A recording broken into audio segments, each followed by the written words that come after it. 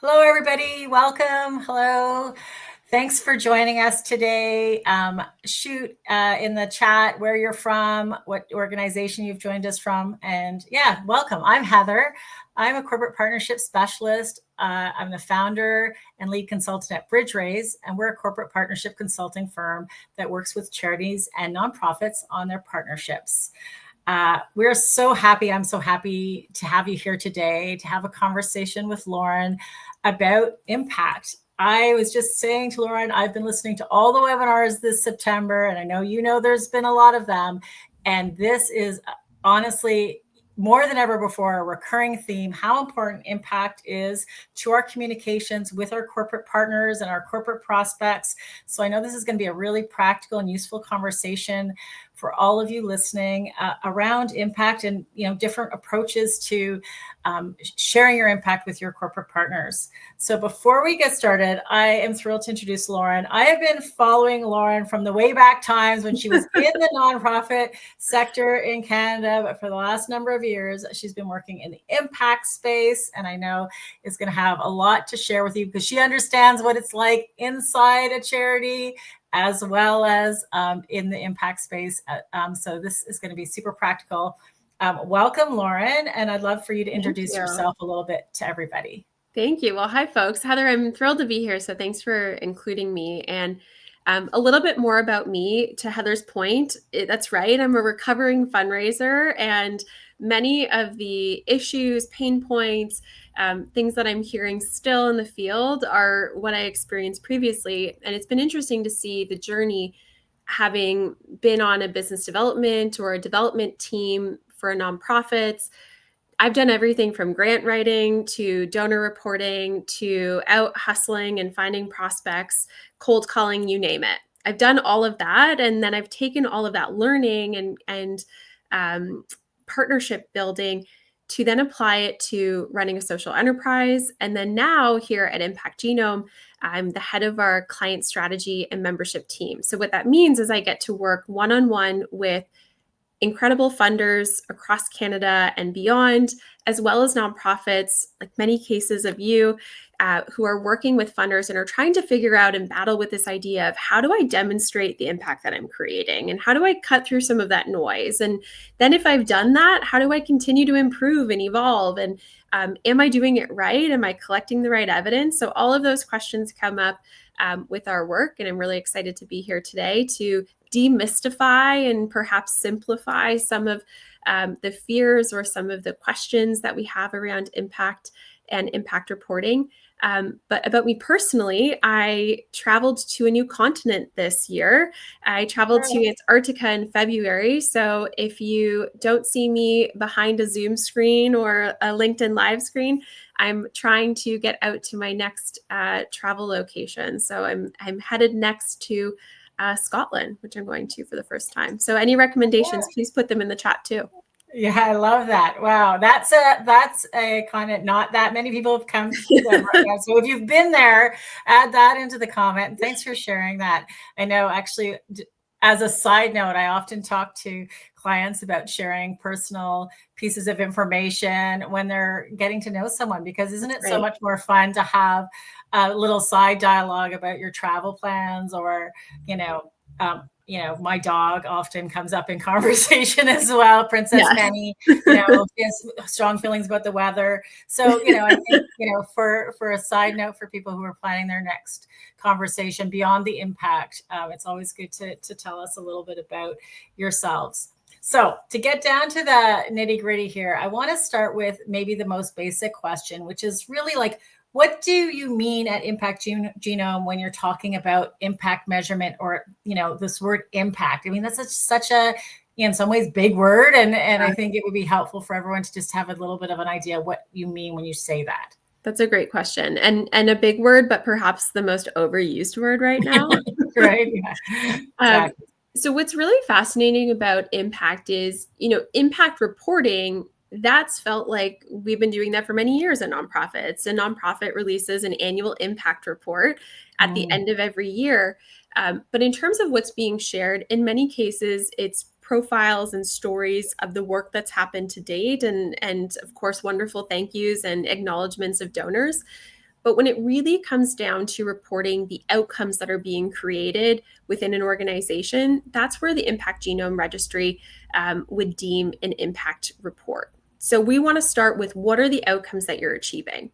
And so when you think about what's happening to date within your own organization, let's use a food bank as an example. Are you reporting on output type data? Is it how many pounds of food you've handed out? Well, what does that mean? Is the outcome that this family is now food secure for the next week?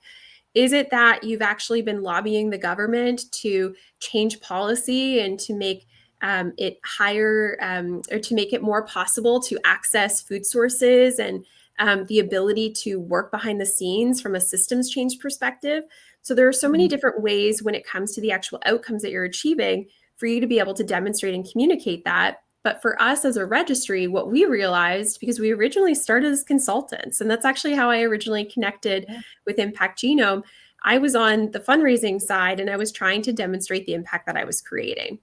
And so what's been really fascinating about this work is kind of cutting beyond the noise of even just the impact reporting and the overuse of impact. What we want to get down to is what outcomes are being achieved, how were they being achieved, and is there a way for us to learn not only about these outcomes, but is there a way for us to learn around more of these strategies that were being applied? So if I'm a housing program in downtown Toronto, can I use and share some of this common knowledge or common language now with using a standard to be able to communicate to another program in downtown Edmonton of, hey, here's what we used and what worked really well. So when it comes to impact reporting and impact measurement, what we do is we take whatever data that you have that exists on your specific program. We say, tell us more about your program. We apply it to a specific outcome that we've established. So it's using that common language because now we can have apples to apples of I'm doing this and okay, well, I'm doing this. And are they the same? Well, maybe not. Maybe those are two different outcomes. But if we can understand specifically what's happening from a program perspective, then we can validate and demonstrate that that outcome is indeed happening. And so we're a third-party verifier of that data.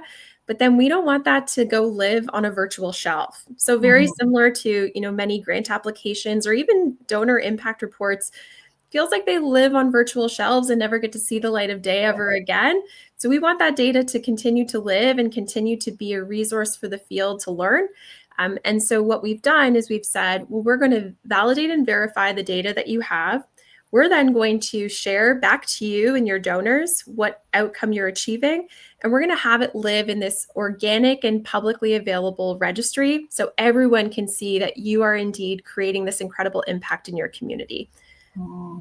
Love it. Okay. I have so many questions and I cannot decide which way to go, but I'm going to start with this idea of validating and verification. What does that mean? So I'm a food bank or a housing organization. I give you our data. And when you say we validate and verify that, what does that mean? Yeah, that's a great question. So essentially what we've done is we've said that there are a finite number of outcomes that could be achieved within a program. And oftentimes, and Heather, I'm sure you come into this too, everyone feels like their program is very special and complex and custom. And that isn't taking away from the specific nature of their work and how they're approaching the work. But ultimately, the outcome that you're achieving, that can be standardized.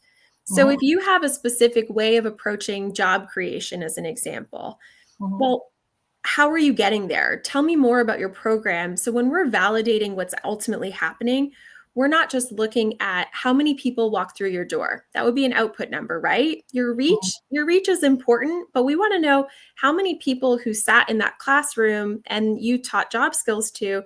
We want to know how many of those individuals, if the ultimate outcome is job attainment, we want to know how many of those individuals actually were able to receive a job. So when we look at validating as a verifier the work that you've done, you're presenting to us the data that you have, and you're also selecting, this is your journey, your impact story, you're selecting the outcome that applies closest to your program.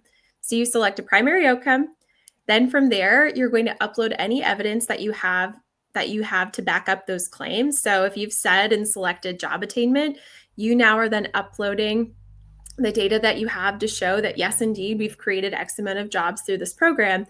And what's really interesting is this allows the ability for an organization to not just say, hey, we think we're awesome and we think you should work with us, but it actually allows this added step of expert evaluators and experts who have created a standard.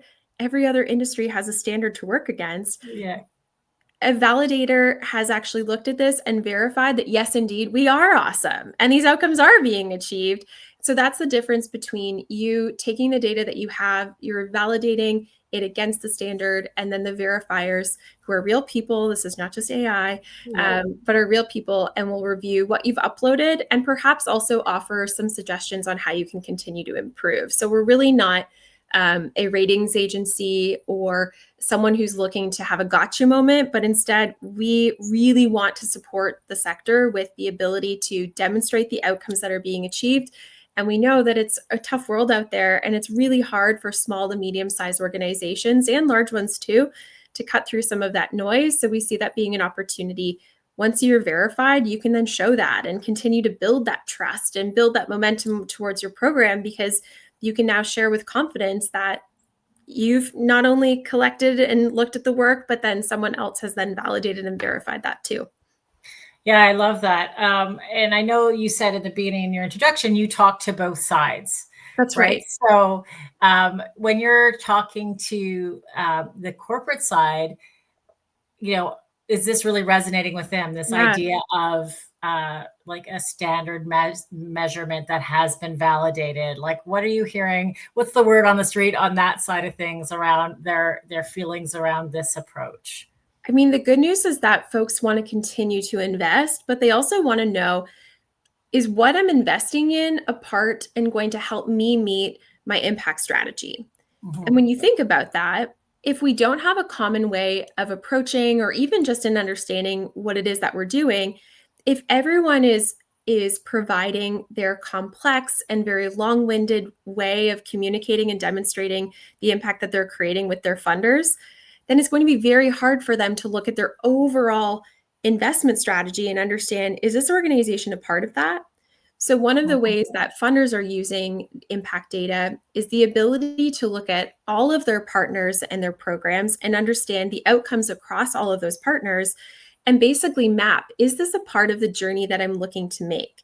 And if ultimately I'm looking to work towards, let's say as an example, high school graduation in this community, well, am I supporting the various organizations that are going to help me getting there? So if I'm in year one of a 10-year strategy, am I working on improved social emotional learning skills in grade 3s as an example, and then maybe furthering to support programs that have STEM proficiency or STEM interest, and then continuing along that journey?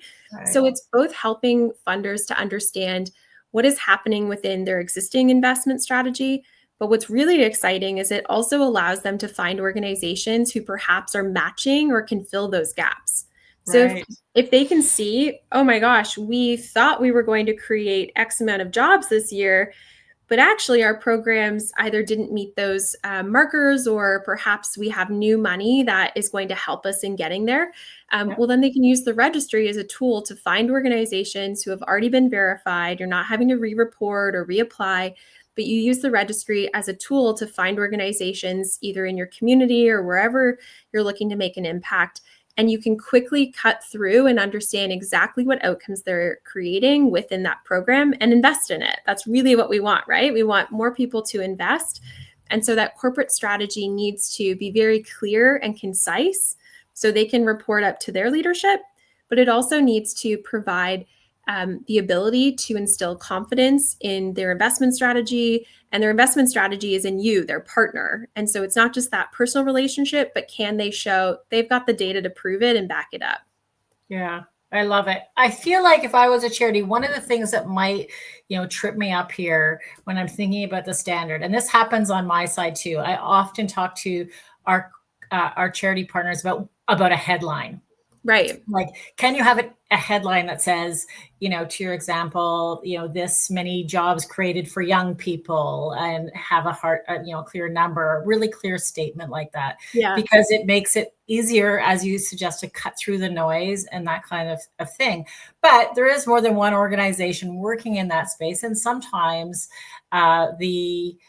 nuance or the strength of the organization might be in some of these secondary ways they do things. Yeah. So talk a little bit about how we can balance out that headline with, some of this secondary information within the system that you have at Impact Genome.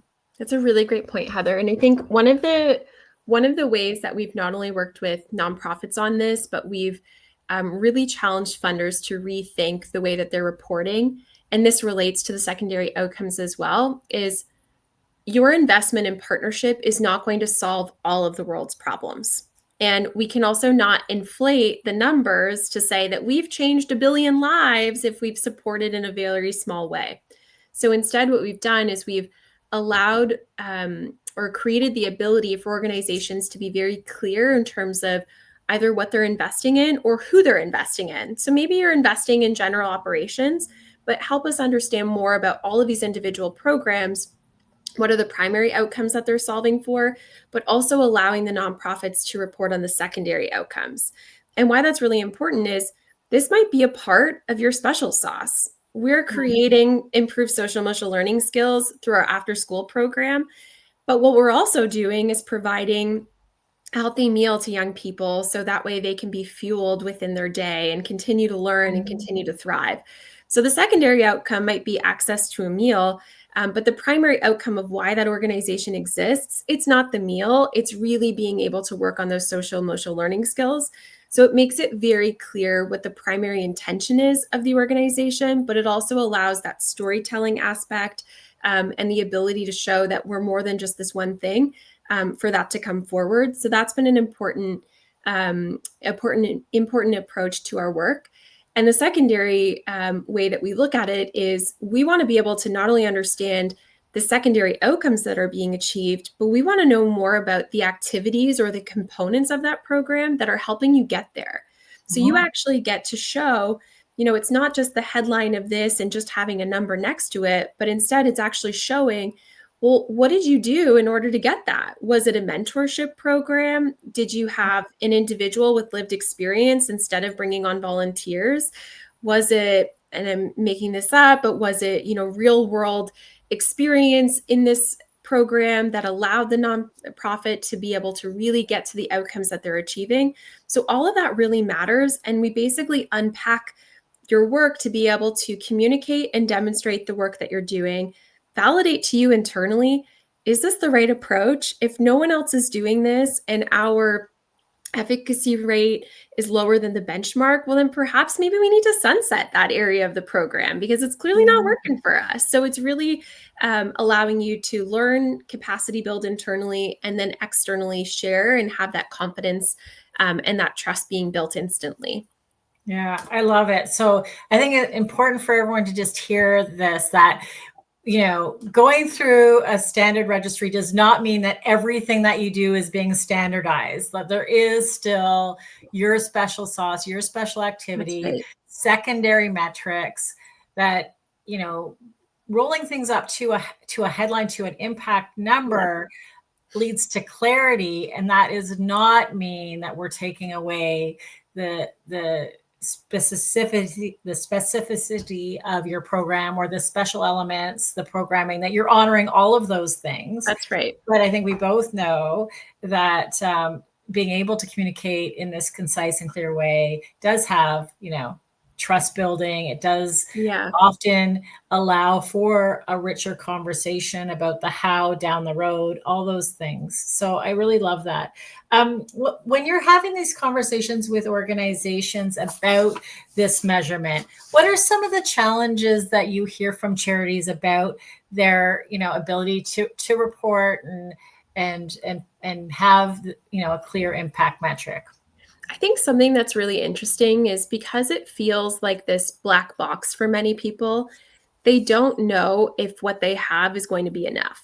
And I will say the great news is that you show up as you are. We are not expecting that you leave the first interaction and go and have to hire a Deloitte to go and do a full audit of your program, or even for that matter, a randomized control trial or study.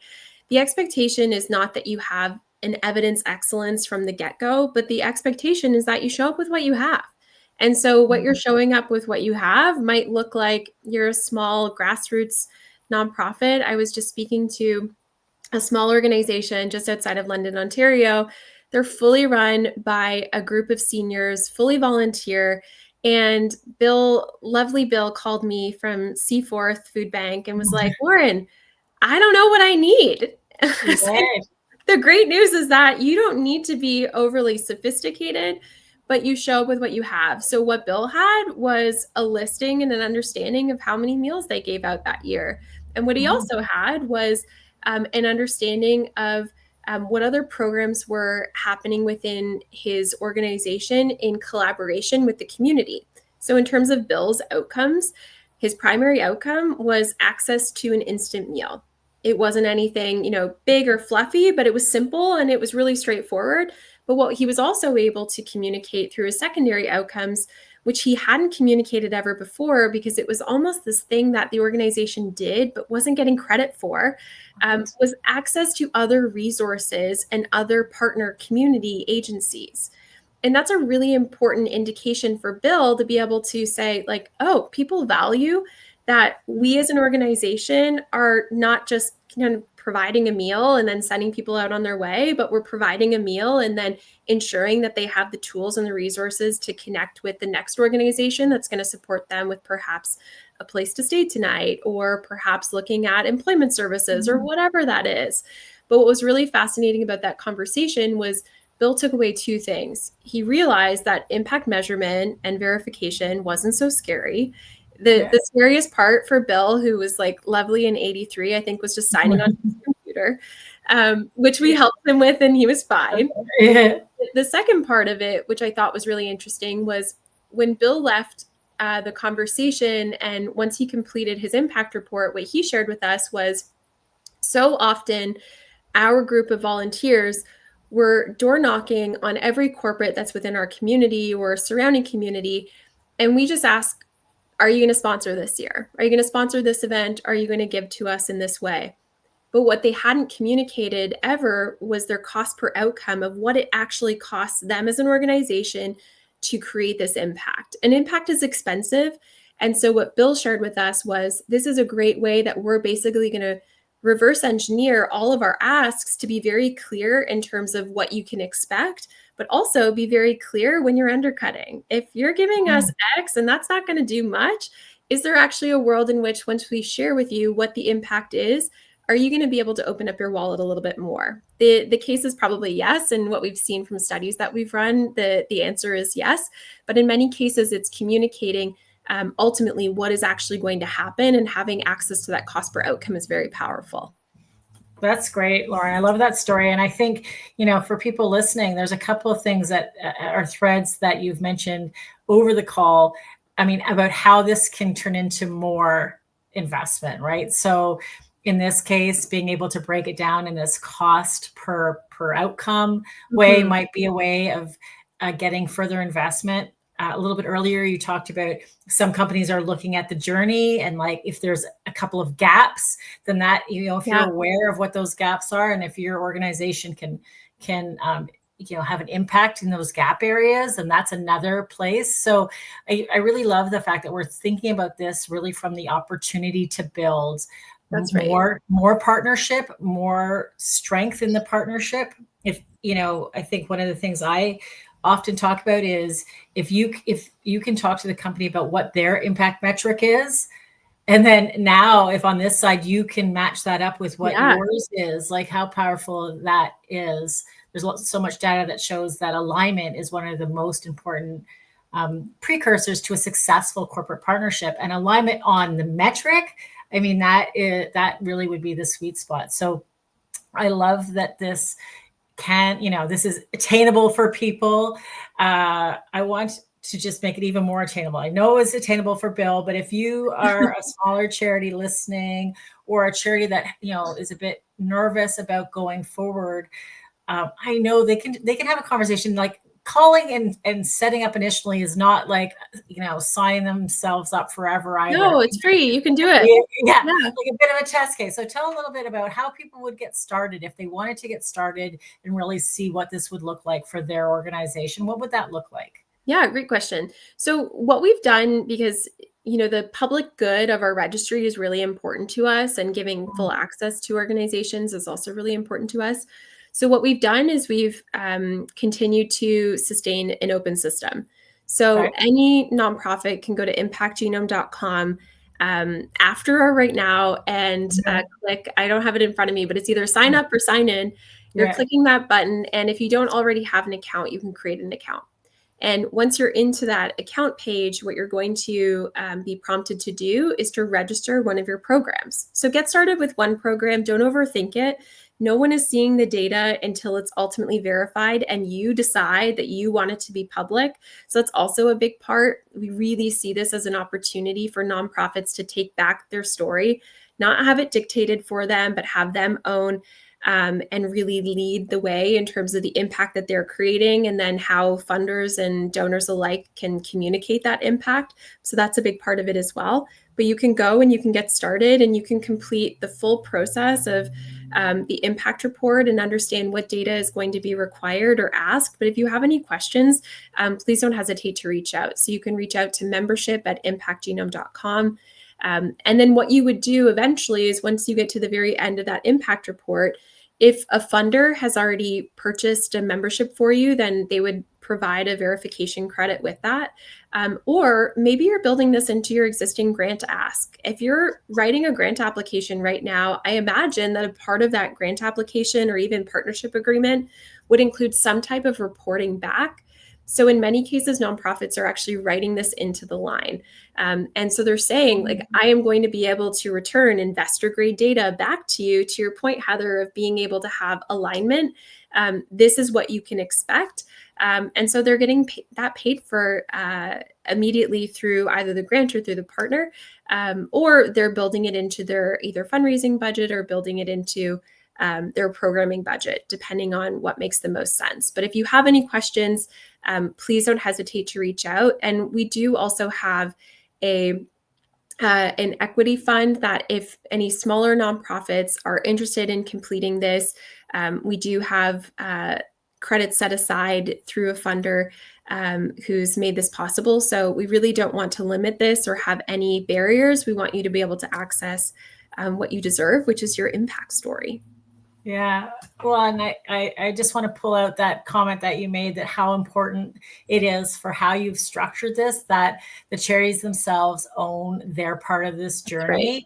that, nothing is public unless they decide it's public. Yes. They decide what information goes into it, That's where right. it shows up.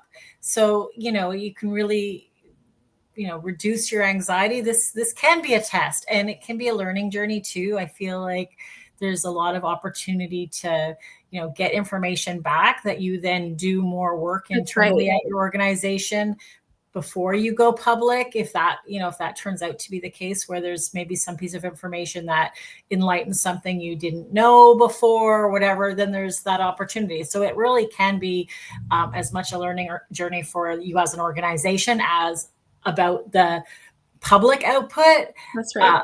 Although I really do feel strongly that, the clearer that all of us can be about the impact of our work at charities, the stronger our partnerships with companies can be, because the fact is that is one of the core ways that we communicate with each other. It's Yeah. like based on our impact and the story that we can tell around how we do that is a big part of that. But the part of it is also that there's a number or a clear communication of the impact. So thank you for that. We have run out of time. I am really thrilled that you were here to share this. I hope that we debunk some of the myths or reduce some of the anxiety around impact measurement. I think that this is a really valuable tool for people in our organizations, and I encourage everyone to reach out. Lauren, if they do have questions right now, you mentioned it before, but let's mention it again. What would be their next steps to exploring this for their organizations? So head to impactgenome.com if you're interested in exploring and creating an account. You can go ahead and do that right away, and it's free. If you have any email questions, you can send them to membership@impactgenome.com. And if you're ever in Goodwood, Ontario, which is famously where they filmed Schitt's Creek, please come and visit, and I would love to connect with you.